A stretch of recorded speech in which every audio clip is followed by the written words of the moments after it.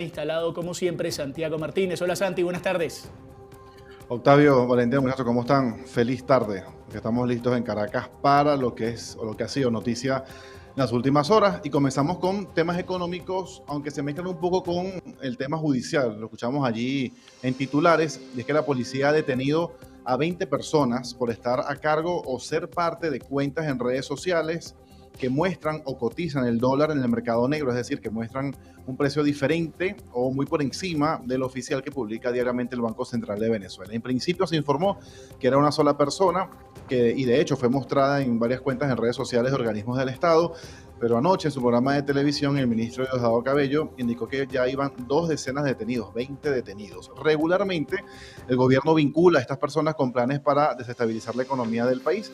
Igual destacar que desde finales del año pasado, para explicar un poco por qué sucede esto, pues la brecha del dólar, es decir, la diferencia entre el oficial y el paralelo, se ha ampliado muchísimo, lo hemos comentado aquí varias veces, incluso más de 30% entre una tasa y otra, y eso distorsiona obviamente los precios de los bienes y servicios. Pero escuchemos lo que decía Diosdado Cabello sobre estos detenidos por, les repito, manejar en redes sociales cuentas donde constantemente se publica el precio del dólar distinto al oficial. Escuchemos. Nosotros venimos haciendo un trabajito desde hace días, con estos que tienen plataformas para que decir, no, que el dólar vale no sé cuánto, no, que el dólar vale no sé cuánto, no, que está pim, pum, pam.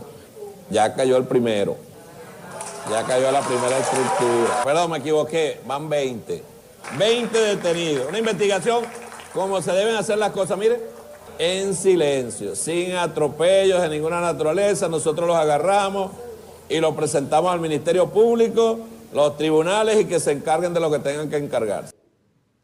También destacarle, muchachos, que desde Fiscalía se informa que uno de estos detenidos, quizás el de mayor renombre o el más conocido, será imputado por varios delitos, entre esos terrorismo, legitimación de capitales, captación indebida, oferta engañosa y asociación para delinquir. Seguimos con el mismo vocero, con el ministro Diosdado Cabello, quien advirtió que todo tiene su momento y nadie es intocable. Esto lo dijo él en referencia a una posible detención de María Corina Machado.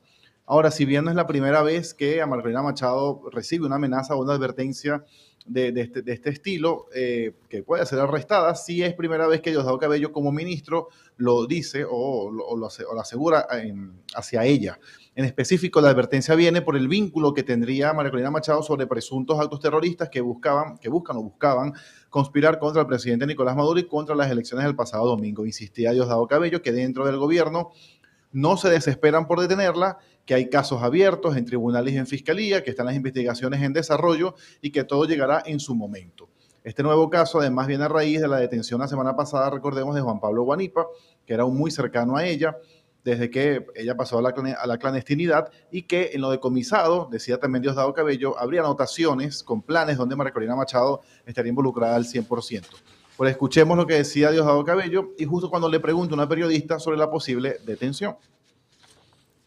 Aparecen todos los cartones de bingo, vinculada con grupos narcoterroristas, de narcotráfico, de terrorismo, de lavado de dinero, de odio contra este país, de actos terroristas, aparece ella.